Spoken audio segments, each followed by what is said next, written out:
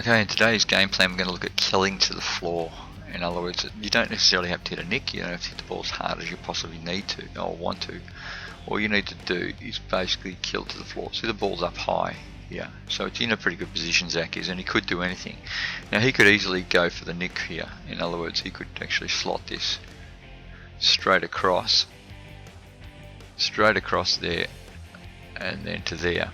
But the problem with that, if he misses, the ball then comes back out this way towards Cam, who's only two big steps away from it, with that's big lunge steps, by the way. So to negate that, what you do is you actually make the ball always travel away from somebody. Now if they get it, it means they've got to create angle with their wrist, get their body down really low. So what happens here, what Zach chooses to do, because the court's so open, he goes open in the middle of the court with his shot. First bounce is there. Okay, so we're first bounce up here, and then second bounce is right back in the center of the service box. Now that's not even finishing short, so we're not even finishing up the front of the court, so it's not the hardest hit. So there's a fair few things going on with the shot which are really quite good. You see Zach comes in, he's got options. Cam makes position, he's still got to cover down the wall because he doesn't know what's going to happen. Now he works out he's most probably going cross court. Now Cam tracks his feet this way, so the two directions that he's covering, he's believing that he's going to push the ball deep from here. You can tell from his feet, he's already decided.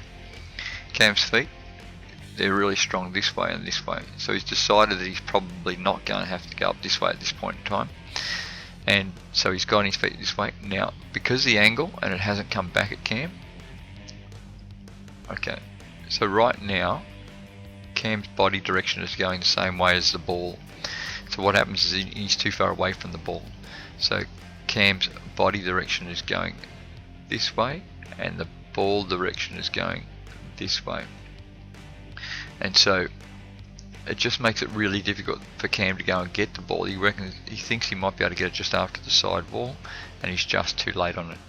So you need to make sure you don't hit that side wall. That side wall, he just hit it. He probably shouldn't have hit that, but it did make a bit of difference because the ball came back at Cam and he had a little bit of a chance to get it. But if you can actually drive the ball to make sure you get two bounces on the floor, and you'll get the better outcome. Now I'll show you the important part, which is what Zach does with his body. So he doesn't throw his body out, he does not hit the ball as hard as he can. He gets his racket above the ball here and he pushes down to the floor. So right now he won't move his body too much, he'll hit well within himself and he'll just drive the racket down to the floor, and then bang, bang, and off it goes.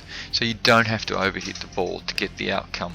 As far as the quality outcome, he did need the ball to die across this way. Two bounces he wanted before the second side wall, or before the side wall, sorry. So he needed two bounces before the side wall. He just missed on getting that, but it was pretty close anyway. And that's where it made it difficult for Cam and his movement to be able to cover the whole court.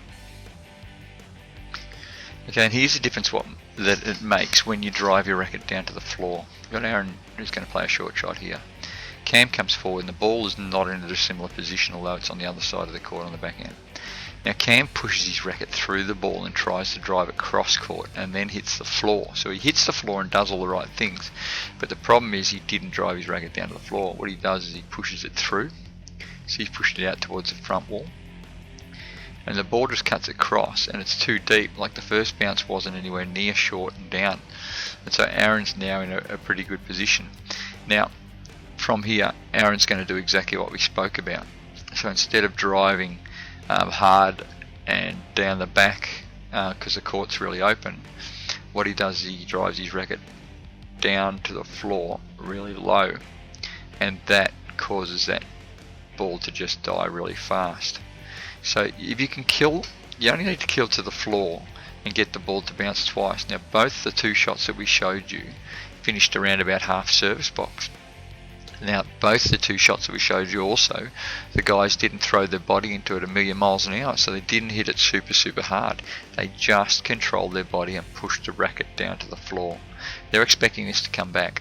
They're not expecting a winner, by the way, but they're expecting it to come back, but it just doesn't. So you need to make sure that you understand that the priority or the outcomes. It's about trying to stretch your opponent, really work them around the court, put them in awkward positions and take their power away. At the same time, push your racket down to the floor off a strong body position and cover the next shot. And you'll find that more often than not, you'll actually just hit a winner because you're supremely balanced and you've got full control over the ball, rather than trying to throw everything into the ball and blast them away with severe power. Power is not the answer. Racketability and control is the answer. So you kill to the floor, you push your wrist down to the floor, keep a strong body position and try and get the ball to run away from your opponent. You cannot hit the side wall. If Aaron here, if he'd hit the side wall here, that would have potentially bounced back out and made it a little bit easier for Cam, but it just runs straight on and there it goes and it's all gone. There you go. That's the killing the ball. So from here, come in, strong body position, down to the floor, straight down, and the ball is just gone, just like that. It's that simple, and it's from a position where you're generally in strength, and usually it's in an area where you are around about anywhere from half service box all the way up to around about here. Anywhere in this zone here is roughly where you should be looking at if you get the opportunity to drive hard and low straight down to the floor. And whether you go straight, whether you go cross court, you can choose to do it with quite good success rate if you just use that area as an attacking zone for kill shots to the floor.